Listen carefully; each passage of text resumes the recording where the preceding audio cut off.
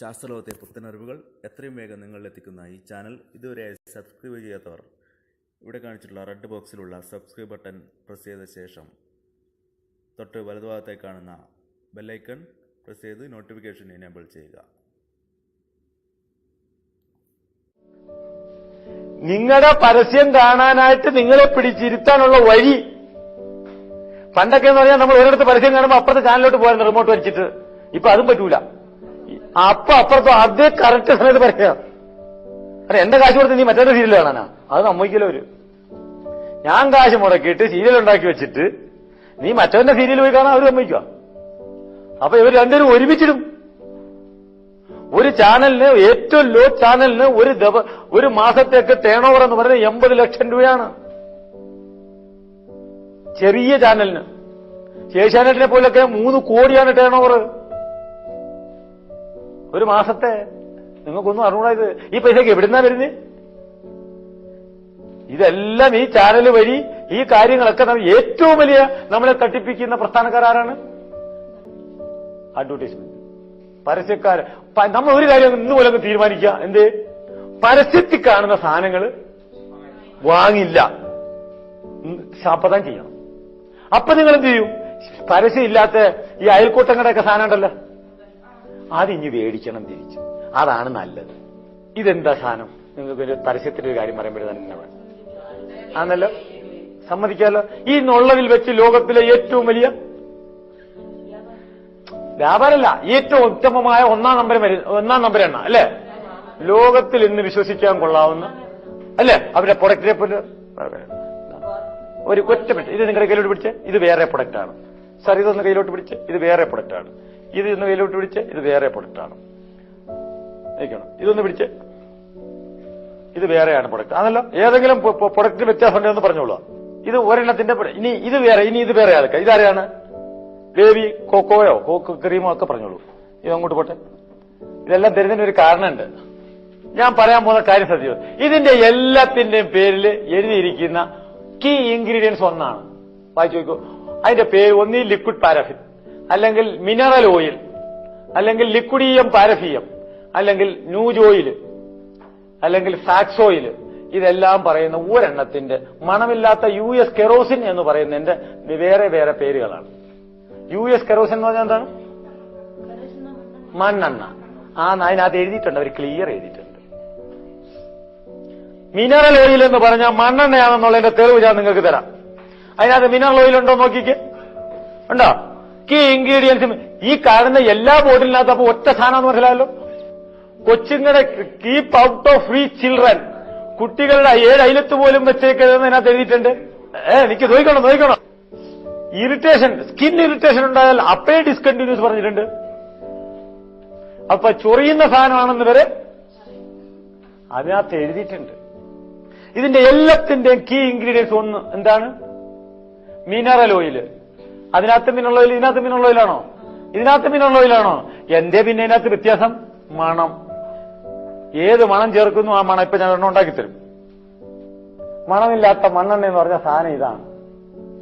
ഇതാണ് ഈ ഇരിക്കുന്ന എല്ലാ കുപ്പിയുടെയും കളർ നോക്കിക്കോളൂ. വേറെ ഒന്നുമില്ല. ഇതിനകത്ത് ഏതിന്റെ മണം ഒഴിക്കുന്നു ആ മണമായിട്ട് നോക്കൂ.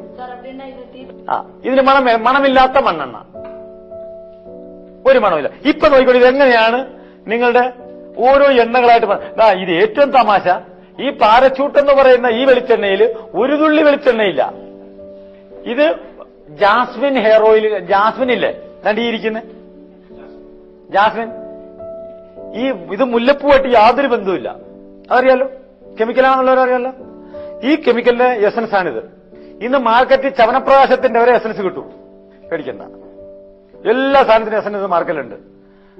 ആദ്യം ബിരിയാണി കാണിക്കുമ്പോൾ ഞാൻ പറഞ്ഞുതരാം. ബിരിയാണിയുടെ എസൻസ് എന്റെ ഇരിപ്പുണ്ട്. അതിന്റെ സ്പെഷ്യൽ ബിരിയാണിയുടെ എസൻസ് ഇരിപ്പുണ്ട്. നിങ്ങൾ ഈ ബിരിയാണിയുടെ അരി മേടിക്കുമ്പോൾ ഒരുപാട് ശ്രദ്ധിച്ചോണം. ആ പാക്കറ്റിന്റെ പുറത്ത് ക്ലിയർ എഴുതിയിട്ടുണ്ട് ഫ്ലേവറൈസ്ഡ് ബിരിയാണി റൈസ് എന്നാണ് എഴുതിയിരിക്കുന്നത്. ഫ്ലേവറൈസ്ഡ് എന്ന് പറഞ്ഞ അർത്ഥം മണം അടിച്ചതാണെന്ന്. നിങ്ങൾ നോക്കിക്കോളൂ. ഏത് ബിരിയാണി 140 രൂപ കൊടുക്കണം 1 കിലോ ബിരിയാണി അരിക്ക്. 25, 30, 40 നിങ്ങളുടെ കയ്യിലുള്ള പോക്കറ്റിലുള്ള കാശനുസരിച്ച് ബിരിയാണി അരി കിട്ടുമ്പോൾ ആലോചിക്കണം.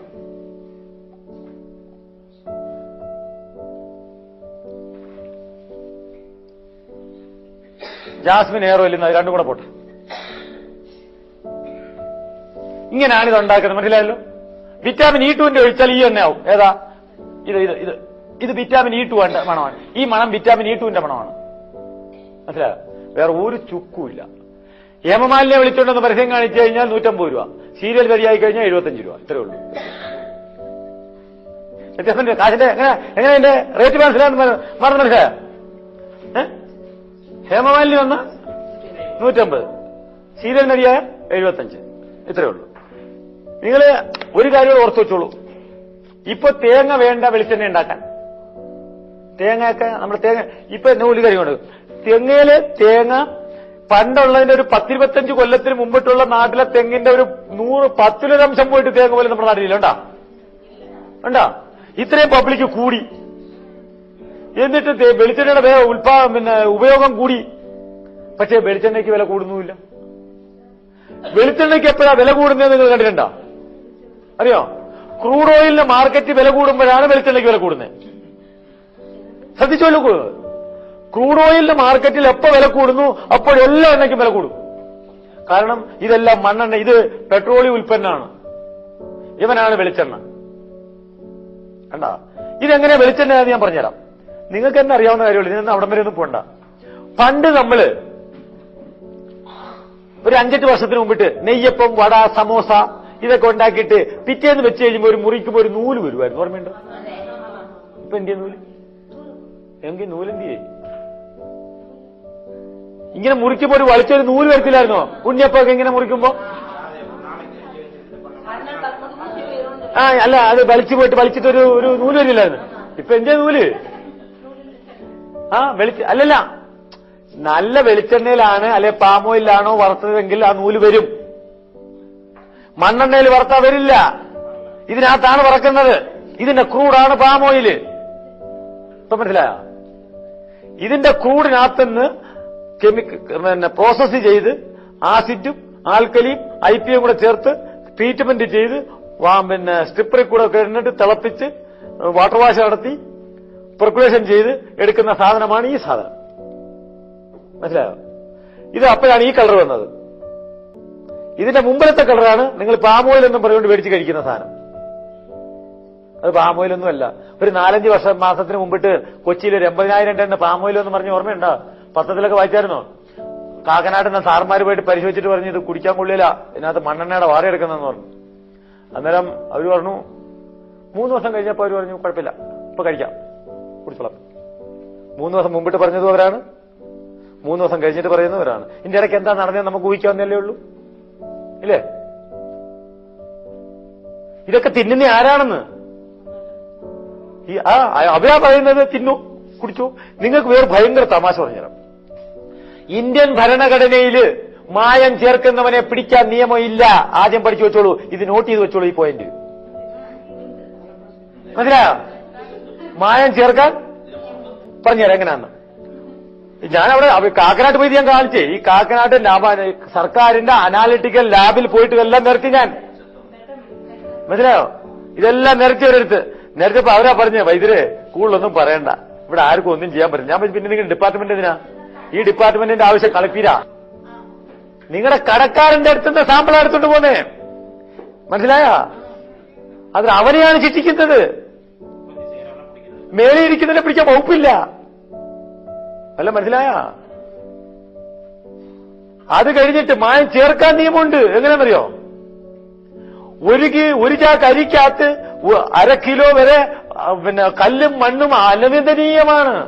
അല്ല, മനസ്സിലായ? അപ്പൊ ഇല്ലാത്ത കല്ലും മണ്ണും വാരി ഇടാൻ വരെ അതിനകത്ത് നിയമമുണ്ട്.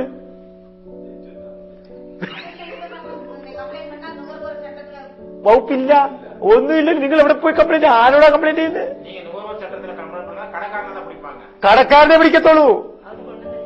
അവർ കൊല്ലറിയാമോ അവൻ എന്താ ചെയ്തത്?